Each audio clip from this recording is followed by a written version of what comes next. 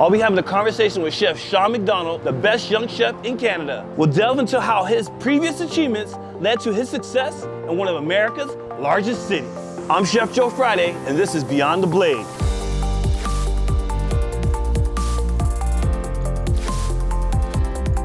Bro, you're in California all the way from Toronto. I love it out here though. I feel like I was like meant to be here, so it just feels so right on my soul. And I met my my now wife, and then decided to make the switch from Toronto and haven't looked back since. Oh, how did you choose Santa Monica of all the places? So we were looking actually in West Hollywood for a restaurant, and then nothing was kind of coming up that we wanted. It was kind of like a random situation. We kind of just walked the space. Luck of the draw, the people actually were leaving. They kind of just like walked out on the location and essentially came up with a concept overnight, came up with like the logo, the name, everything to do with it. And then we kind of just moved forward with it so quickly. Opened up, I think it was about like 7 months after construction started. Like it was a very quick turnaround.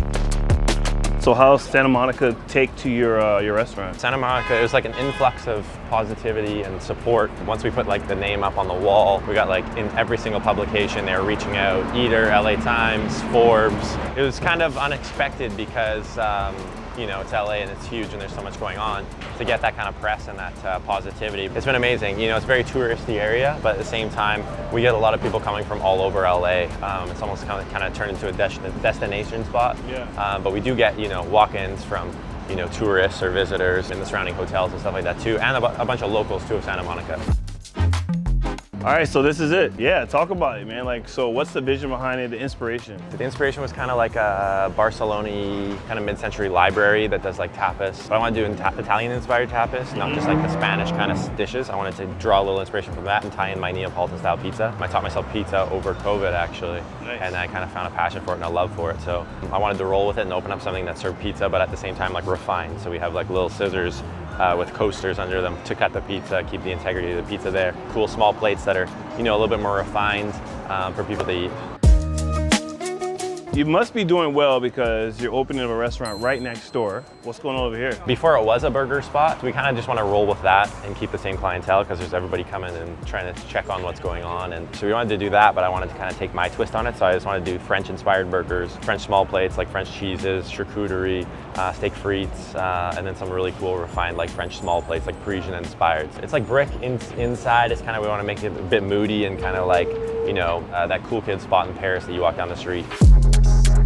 These are still super high end like you were doing there, but it has like more of an approachable aspect to it. What was the big transition? I think, to be honest, it was actually COVID. It kind of taught me to touch back on my roots and why I got into cooking in the first place. I didn't actually enjoy doing fine dining food, kind of the repetitiveness, counting covers every night, doing the same thing. I kind of like more of like approachable vibes that anybody can come into, you know, twice a week and enjoy food instead of just that one, like, you know, special occasion, you know, every couple months or whatnot, or maybe once a year. I just wanted people to be able to come, a cool spot, you know, nice music, good food, and vibey. You know, a lot of restaurants, it's just based off of vibe. And then, you know, bring food into that, and then, you know, a culture around it too, where like people come and they know what they're gonna get. And it's like family when they walk through the door. That's what I wanted to have. All right, let's check it out, man.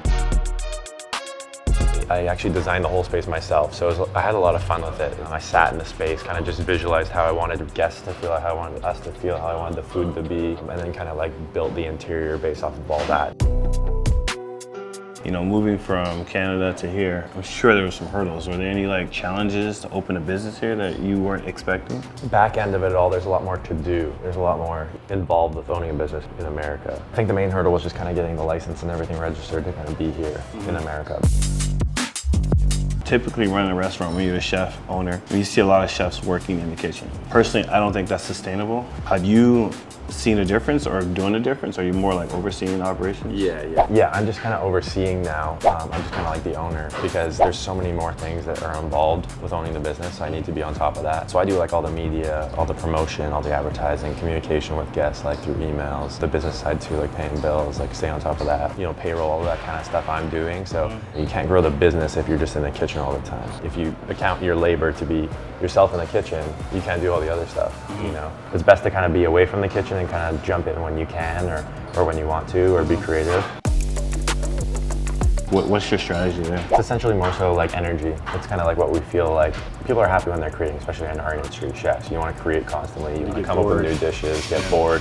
So I leave it open, you know, like if people want to come to me, any of the cooks, if anybody wants to come to me and has an idea and, you know, they're going to try it as a special or they want to put up a dish for me to taste, I'm down. But then I definitely do get the, you know, the itch to kind of get back in and come up with dishes. So sometimes I'll like come up with stuff and we'll bounce ideas off each other and kind of come up with dishes like that. I'm not one of those guys who like limits people or try to put like a roof over their head of like creating or developing themselves as chefs. I always want to try to create a positive environment for people to grow and enjoy what they're doing.